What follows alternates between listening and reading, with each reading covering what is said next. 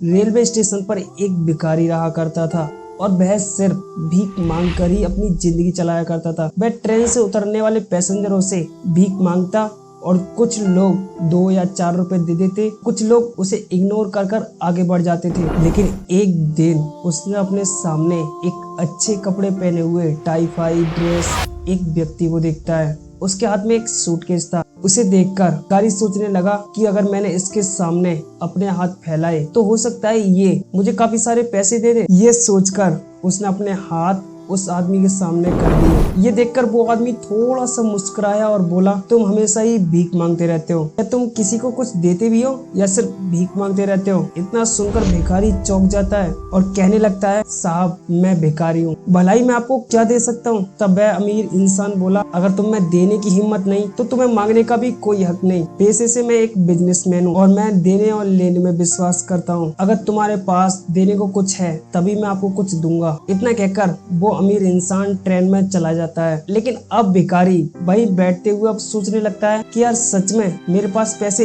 इसलिए कम आते हैं क्योंकि मैं किसी को कुछ देता नहीं हूँ। सोचते सोचते उसको 1 दिन हो जाता है, 2 दिन हो जाते हैं, लेकिन जैसे ही तीसरा दिन हुआ तभी उसकी नजर स्टेशन पर लगे फूलों पर पड़ती है और फूलों को देखकर तभी उसके मन में एक आइडिया आता है। वो सोचने लगता है क्यों ना जो लोग मुझे पैसे देते हैं उसके बदले में अगर उन्हें फूल दूं तो हो सकता है ये काफी काम करे। और ऐसा ही उसने किया। उसने अगले दिन से स्टेशन के पास से फूल तोड़े और चढ़ जाता है ट्रेन में। जो लोग उसे ट्रेन में पैसे देते उनको यह बदले में फूल देने लगता है। अब लोग इसके एक छोटे से तोहफे से बहुत ज्यादा खुश होते हैं। धीरे धीरे इसके पास और ज्यादा पैसे आने लगे। जब इसके पास फूल खत्म हो जाते तो इसके पास पैसे भी कम आते। जब ये भिखारी ट्रेन में चढ़ा तभी ये देखता है कि इसके सामने एक सूट बूट टाई फाई पहने हुए एक आदमी खड़ा है और वो वही आदमी था। भिखारी उसे पहचान जाता है और कहता है, साहब आज मेरे पास तुम्हें देने के लिए कुछ है, लेकिन कृपया करके पहले आप मुझे कुछ पैसे दीजिए, फिर बदले में मैं तुम्हें कुछ दूंगा। उसके हाथों में लगे फूलों को देखकर वो बिजनेसमैन समझ जाता है कि ये मुझे क्या देने वाला है और कहता है,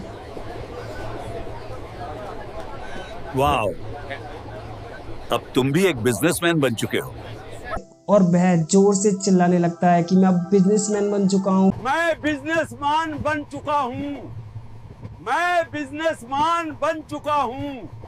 भिखारी की इन हरकतों को देखकर लोग सोचने लगते हैं कि ये भिखारी अब पागल हो गया है। और 6 महीने बाद वही भिखारी अब एक अच्छे कपड़ों में टाई फाई वेल ड्रेस, हाथ में घड़ी, पैरों में जूते पहनकर ट्रेन में सफर कर रहा होता है। लेकिन तभी उसको एक जान पहचान का इंसान दिखता है। भिखारी उससे बोलता है, पहचाना मैं कौन हूँ? वो सामने वाला इंसान बोला, सॉरी मैं आपको पहचान नहीं पाया, मैं वही भिखारी हूँ जिसे आपने पैसे नहीं दिए थे और आज मैं एक सक्सेसफुल बिजनेसमैन बन चुका हूँ। आपने मेरी जिंदगी बदल दी सर, सिर्फ एक राय से। मॉरल ऑफ द स्टोरी, लेना और देना सिर्फ बिजनेस के फील्ड में नहीं बल्कि ये जिंदगी की फिलॉसफी है। जब आप दूसरों को वैल्यू देते हो in terms of happiness, smile, respect, money, तो यूनिवर्स कई गुना मात्रा में आपको वापस देने लगता है। सक्सेस इज डीपली टायर्ड कि आप अपने आप को किस नजरिए से दिखते हो। If we see our self small और इनसिग्निफिकेंट तो दूसरे लोग भी आपको कमजोर और छोटा समझेंगे।